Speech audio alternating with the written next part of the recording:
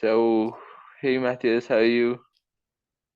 Hey Advik, I'm good, thank you. How are you doing? Absolutely fine. What about you?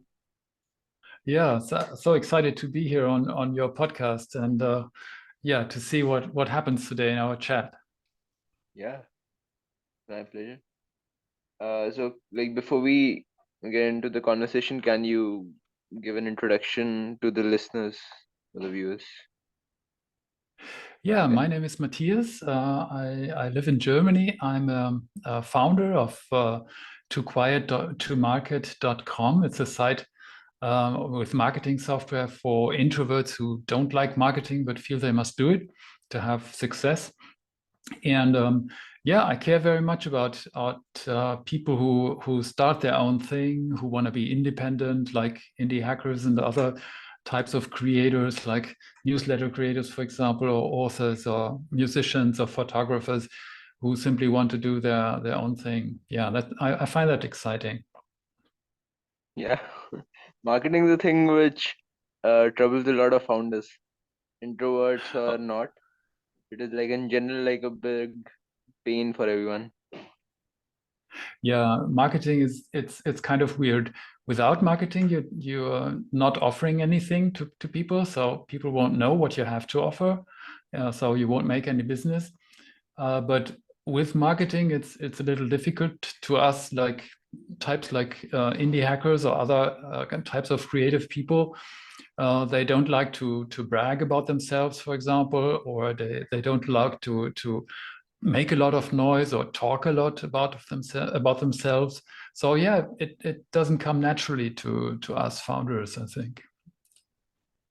Uh, what according to you, what is the reason for people being afraid, not necessarily afraid, but like have a hard time marketing their product? Yeah, I think it's mostly, or I can talk a little bit about me here. When I was in September, I wanted to start a new thing, and I had failed with several other things before. And I thought, well, I have to tackle the marketing topic this time. And what scared me away from it was this notion of, yeah, tooting the horn, beating the drum, making noise about my product. It doesn't come naturally to me because I'm a kind of modest person. Um, and I think the best thing would be I develop something, put it out there, and it speaks for itself. But yeah, that's not the way it works, right? The people don't recognize what you do, what you have to offer when you don't talk about it or yeah, show it to them. So yeah, I think we have a hard time because we are used to solve problems. That's what we're really good at. Yeah. And but telling other people about how good we solved the problem, that's not so our thing. Mhm. And after a while, I discovered just a moment, it's not about me and my product. It's more about what the users can do with it and how great they will be afterwards. And I should begin telling stories about that. And I thought, oh, yeah, that's easier for me because I can easily talk about the success of other people than about how good I am or how good my product is. I think it's much more important to talk about what the users can do and can be with it. Yeah, that's a great point. Now, correct me if I'm wrong, but do you think like what I have noticed is generally indie hackers and founders in general, uh, when a thing does not have a set path, then it kind of becomes harder for them to do, just like marketing. Because Hmm. if we talk Hmm. about programming, so in this there are the no, it's not like directly a set path, but somewhat it is there are predefined things which the indie hacker or the founder can use. But like in case of marketing, it is different for every person, and it's the creativity of the person which comes into play. Do you think Yeah, that's the case? exactly. Marketing is kind of unpredictable because it involves other people. When you in software, it only involves the computer, right? When Yeah. I make a program, either it works or it doesn't. And if it doesn't work, I have to fix it. Okay. But with marketing, it's kind of different. I can put out the best marketing that I think is the best, but people don't react. So Yeah. maybe I made a mistake. Maybe I didn't make myself clear, or maybe I didn't tell about the advantages for people, for customers. In any case, it depends not only on me, but on them, right? It's much more about them than about me. But in computer programming, it's much more about me and my skills. So I think that's a big difference. Yeah. So the toughest part is understanding the psychology of the people. Do you think that Exactly. is the toughest part? Exactly. Yeah, people wanna thrive, right? They wanna Yeah. first they wanna make sure that their needs are covered, and afterwards they wanna thrive. And when you offer something, people look at it and say, "Will this help me to thrive? Will this Yeah. help? Will this bring me forward in any way?"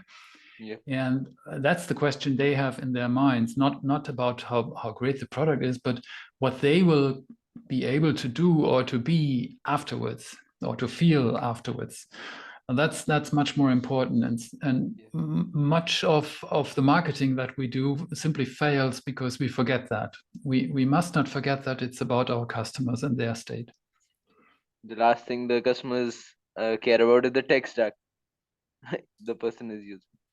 They care about Oh the yes, yeah. problem which is being solved. The tech stack is less important, except when you make products for developers, for example. Then the tech stack is Yeah. very important. But when you make products for people other than developers or engineers, then the tech stack is less important. Yeah. Exactly. So how do you market Too Quiet to market? If, Yeah, I have what channels do you use? different ones. In the beginning, I thought first I'd like to validate that it's really a problem for people. So I put out a landing page, very simple one on card, and with an email sign up form saying, if marketing doesn't come naturally to you, please sign up here, and so on. And suddenly, around what is it? I think it was 120 people who signed up, and I thought, wow, there must be something behind there. And then I created a little prototype or minimum viable product. So the first thing, made a video about it. Then I put out a landing page, a real landing page, or real homepage, so to say. And with the email list that I had, I went to ConvertKit and started sending newsletters. So newsletter is my next channel. And today it's like this. I write every Sunday. I write a text for my blog. It's tooquiettomarket.com/blog. And then I make a YouTube video for the text that I created 1 week before. So I turn the older text into a YouTube video, and I also publish it as a podcast. And I send the Yeah. blog post out as a newsletter as well. So based on the same text, I go to 3 or 4 different channels. That's so all these channels are in some way or the other interrelated to each other. Yes, that's right. I link from one to the other. For example, when I finished the YouTube video, I embedded into the old blog post from the week before. So after a while, things become much more interesting for people. Yeah. So what do you think an ideal like landing page should have? Like you created your landing page.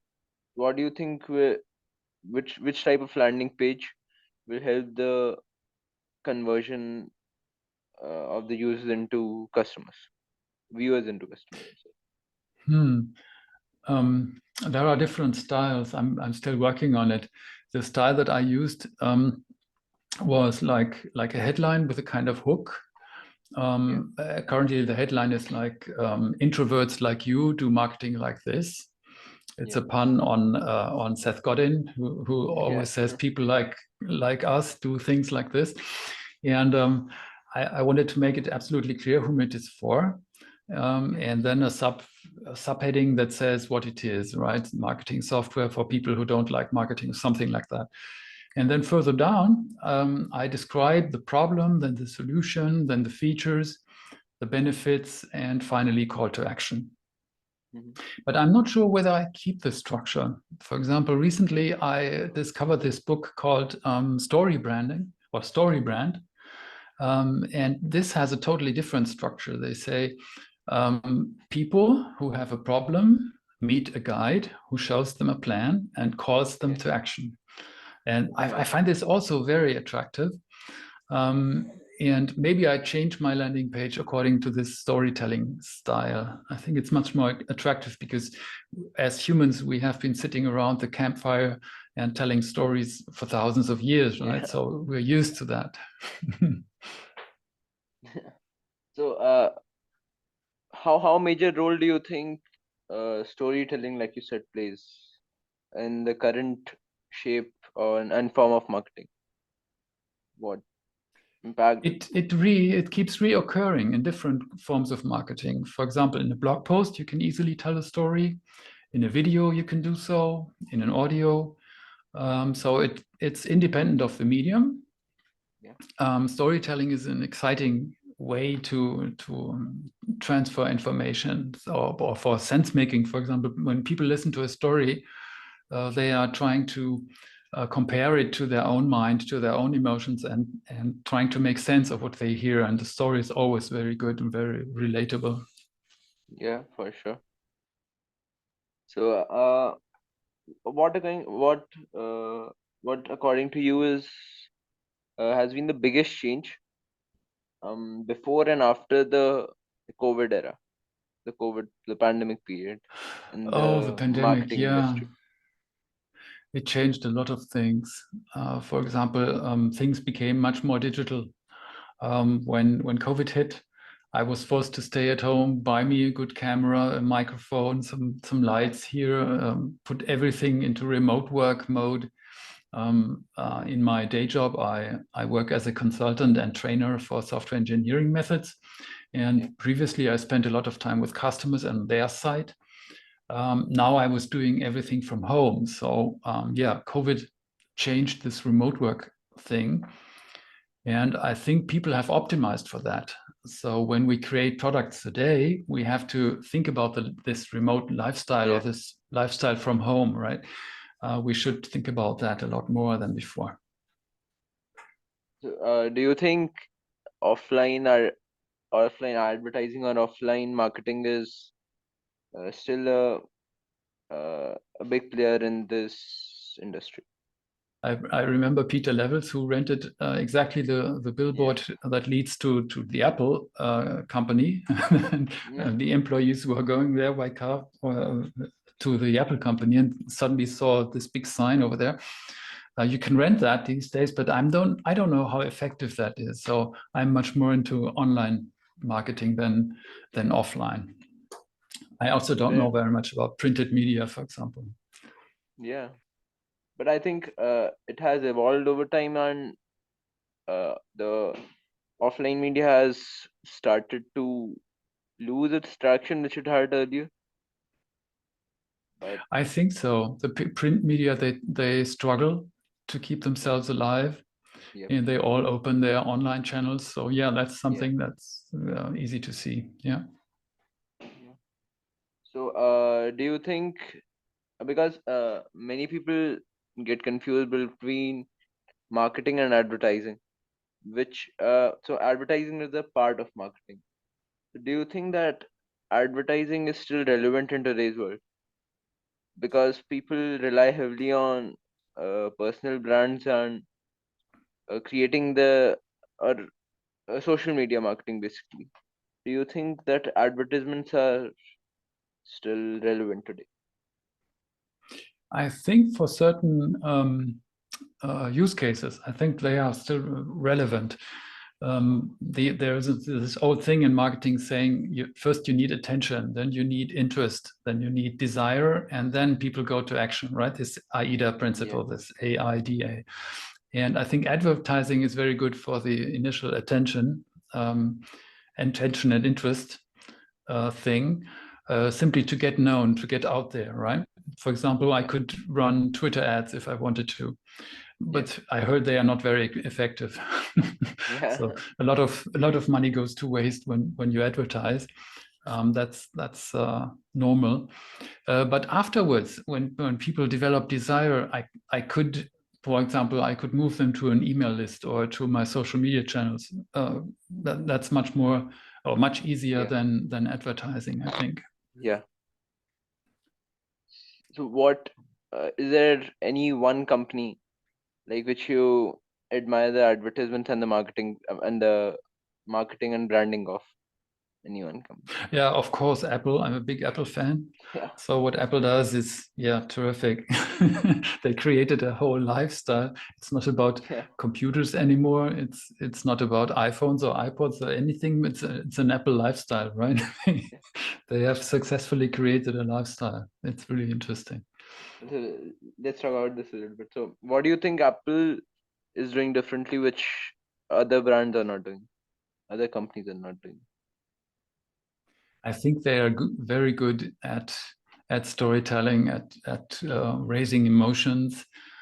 For example, I remember it was many years back when I still used Windows computers, and Yeah. suddenly I saw a poster hanging on the wall from Apple that says, "Our computers simply work," or something like that.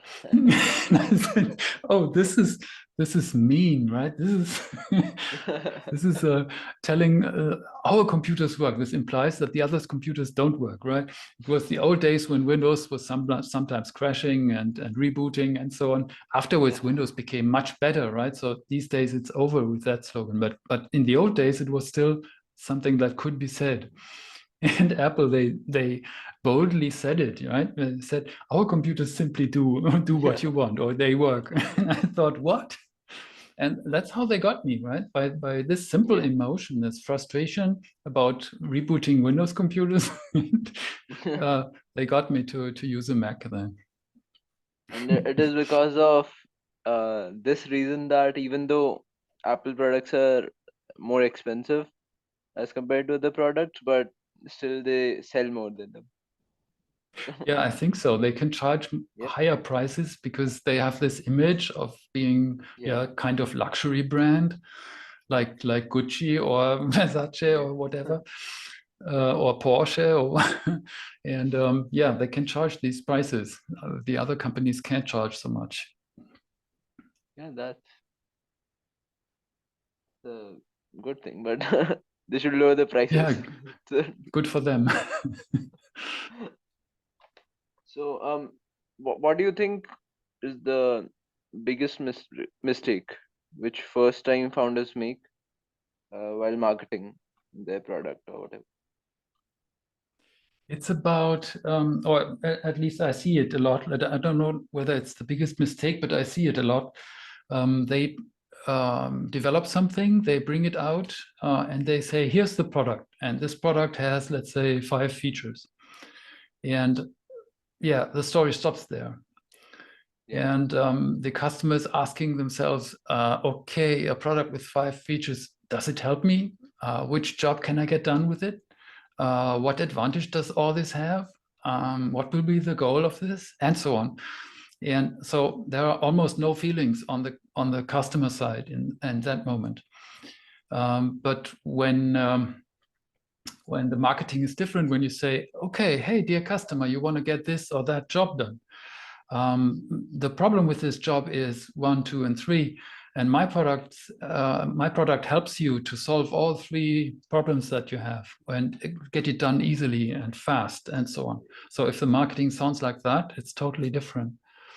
The biggest mistake is putting your product as the most important thing, which is not. The job of the customer. The customer's job is the main thing, or the customer's Yeah. goal.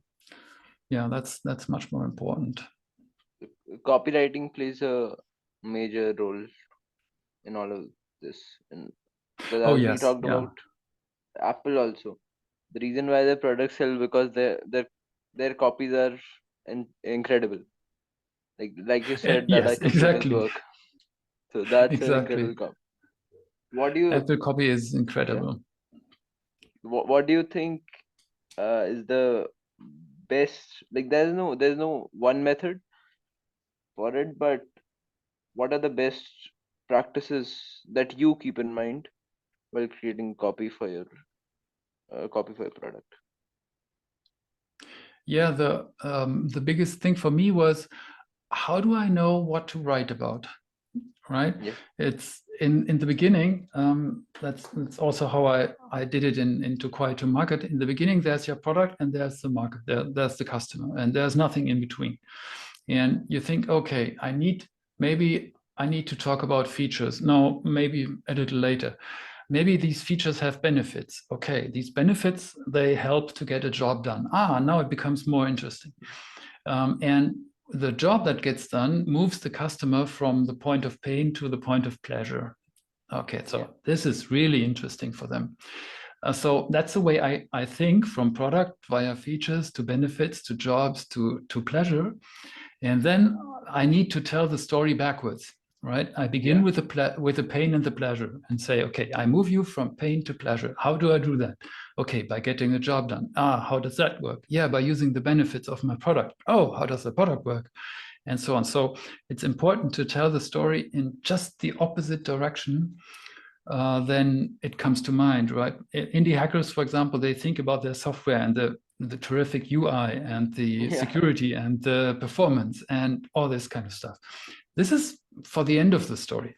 The beginning must always be about the customer, about pain and pleasure, about the job, and so on. So what I did, I created a system where you can have these colorful building blocks, connect them. For example, the product is red, the customer is red, the product is orange, and then the features are brown, and so on. So you connect them with all these colorful elements, and it helps you to tell a story. You write many little pieces of microcopy. This can be totally boring and bland. Then there's an AI inside it that spices it a little up. You can tell the AI to make it more friendly, to make it more joyful, or to make it more painful, and so on. And afterwards, you get a longer story out of it. And you put that, for example, into ChatGPT, let it yeah, generate something really interesting. And then you go out with it to your landing page. yeah, So that's what I did to get the story told, right? yeah. What do you think uh, currently and in the future will be the role of AI and uh, in marketing, and will it replace copywriters? That's a big question which people ask. From what I see today, I don't think it will replace good copywriters, but it will help them. It's like a junior assistant, Yeah, right? For example, when I say to ChatGPT, I've got a topic called X, please create 5 headlines about X. Yeah, it goes ahead and does it. And then I can say, okay, headline 3 is interesting. Please expand that into 5 subheadings and a few paragraphs. Okay, it goes and does it. But what comes out not necessarily makes sense, right? For yeah, example, I met a big fan of Mark Aurel, the yeah, Roman from the Roman Empire yeah, philosopher, and he talks a lot about Stoicism. So I said to Chat, no, or this other person, they said to ChatGPT, please give me 5 important quotes about, let's say, that I can use for email marketing that come from the world of Mark Aurel. Okay, so yeah, ChatGPT happily goes on, yeah, Mark Aurel said this, and he said that and that.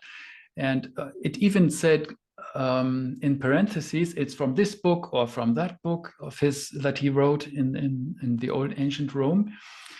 And after a while, this friend realized, wait a minute, Mark Aurel never wrote that. And there is no book called X where all this is inside. So ChatGPT simply makes something up sometimes, right? yeah. Just to please you. ChatGPT is programmed to please people. And Like like what I like do, normal human behavior. yeah, like a junior, like a joyful junior who simply goes charges ahead and does it. And I use it that way. I use it like a junior assistant, and I check everything that comes out. I Yeah. fact check everything. For example, when I recently asked it to write some code. I said, please write me some code to make an OAuth, an authentication, right? A login mechanism. Yeah. And it happily generated front-end code in React. Yeah. And it was using secret information in the front end, this OAuth secret, right? I thought, hey, this is totally wrong and insecure. And I said, there's a security flaw in this code. And suddenly ChatGPT said, oh, yes, you're right. Maybe we should introduce another API endpoint and move it to the backend. And I said, Yeah, this happened. hey, if you already know that, why didn't you write it correctly in the first place? So yeah, ChatGPT, I don't know. I don't think that copywriters will be replaced, because the human has to look whether all this makes sense. But that is my view of today. I don't know what happens in 10 years. Maybe they will really replace us in certain aspects. What I think that all the AI tools, instead of replacing the person who is doing the action, they will, in some way or the other, help them to improve. Because Yeah, if you that's have right. a tough competition with you, which can replace you for free, then you'll indefinitely you have to work hard in order to increase your skills and become better at whatever you do. Yeah. Either work hard or be more inspired. Yeah, I Yeah. think what AI lacks today is inspiration. No, not inspiration. They can brainstorm perfectly, but Yeah. it's a kind of lack of style, a lack of taste. I think the AI doesn't have taste today, but maybe also that will change. I don't know. That will Yeah, change. There is the everything in AI, I think, has just started right now, yeah, and right. it will continue Yeah, to evolve over time. That is so. What like, let's talk about to quiet to marketing. So, uh, what problems do you think that introverts face? What is the biggest problem which introverts face while marketing the product? Because it's not important that every introvert has to go onto a podcast and speak about the product. They can write a blog or yeah. something. So, is it really that big of a problem? Yeah, the biggest problems, there are a number of them. Some of the introverts, they simply don't know how to do marketing. So they need a structure. For example, in the beginning, you need to have positioning, then messaging, then experimentation, and then strategy to bring you from the first point to the next level, and so on. So this kind of structure, lack of structure, is one problem that they have. The other thing is, for example, for people who build something like software or write a book or something, they are deeply into their creation, right? And when they Yeah. wake up and it's the next week and they say, "Oh, I have to do marketing now," the switch is very hard, right? From creating a very focused mind that you have Yeah. while you're creating, to go back to an open mind with brainstorming, with creativity, with experimentation, and so on. So it's totally different. And yeah, I think many have a problem with this switch. So we have to make the switch as easy as possible. For example, with planning, you can Yeah. plan your content a little further ahead. And when it's Sunday and you think, oh, I've got to do marketing for next week, you simply look into your plan and say, there are 3 items I could do. Okay, I take the first one and do it. Yeah. So yeah, it's a little, to get used to it, it's a little difficult to get the switch done, for example. Then it's a lot about what works and what doesn't work. Who is my ideal customer? On which channels do I reach them? And it's also about the sequence of things. For example, Yeah. many indie hackers I know, they developed a product and afterwards they asked, oh, who's the customer for this product? It's just wrong, right? First thing is, let's find some customers who have an interesting problem and then build a product that matches the problem. Yeah. So yeah, sometimes it's also a matter of sequence of things. And finally, it's a lot about tools and technology, but that's the last thing, I think. Yeah. And storytelling also. Yeah, storytelling is a big problem for software people, or for book writers, not so much. And for musicians, I think it's also quite common to tell stories, so that they People in shouldn't the have a field problem of with that. arts, basically, Yeah, doing yeah. some form of art. So, according to you, what is the best? There's no one structure, but what is the best structure or sequence from the creation of a project till the launch and ahead of that? The best sequence. I think one good thing would be to begin with the channels to reach the people, to find the people and see what they say. For example, when you go to a Facebook group or to a Twitter, a part of Twitter, and you really see people talking about a problem, then you have found something.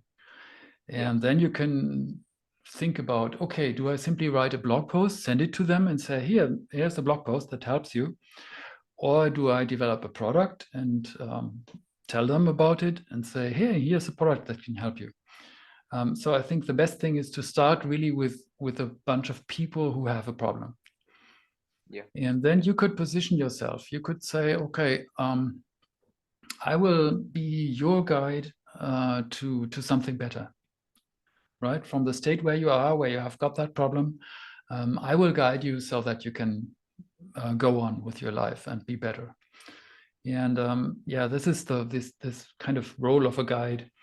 And then you need to give them a plan and give them the next steps that they can do. And your product should help them go those next steps. And finally, you launch and say, okay, this is the complete story now. Here's my product. You can use it. Please sign up. Call to action at the end, right? Yeah. That's a pretty good structure. Is that one? Do you follow that every time? Every time you launch? I hope so. I'm still working on this, but I have already launched, but I continue improving. For example, the landing page is my next thing that I want to improve. And afterwards, I want to go to, let's say, Product Hunt, Hacker News, Indie Hackers, and all these channels to create some buzz around it. So, what do you think?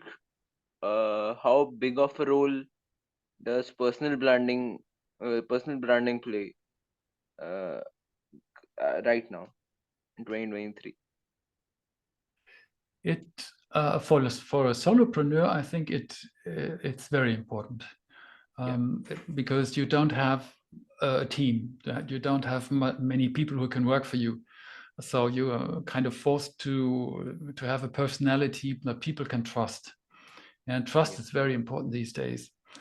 And personal branding simply helps you to tell people, hey, I'm this or that kind of guy. You can trust me. I'm just a normal person who's just good at making software, for example. And they can begin to trust you when you see you're a real human being. I think it's quite important for a solopreneur. Yeah, like we see with Peter Levels and a lot of different creators and indie hackers on Twitter too, actually. Yeah, that's right.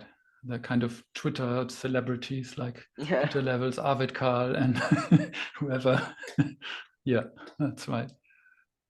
My last question: what advice would you like to give to all the young founders and the people who are just starting out on the journey? What are some lessons that you have learned? The only advice that I can really give is make life easy for you and start with the people who have a problem, right? Don't start with a product right away, but listen to people, find out what problems they have, and find a problem that you'd really like to solve. For example, don't jump on, let's say, doing taxes. Taxes is a problem. So don't jump on it and saying, oh, it's a confirmed problem, everyone must pay taxes. So right. So after a while, you won't have fun with making software about taxes. So it must also something that you have fun with. So find a problem that is fun to solve. I think that's the main advice I would give here. Yeah, that's pretty neat advice.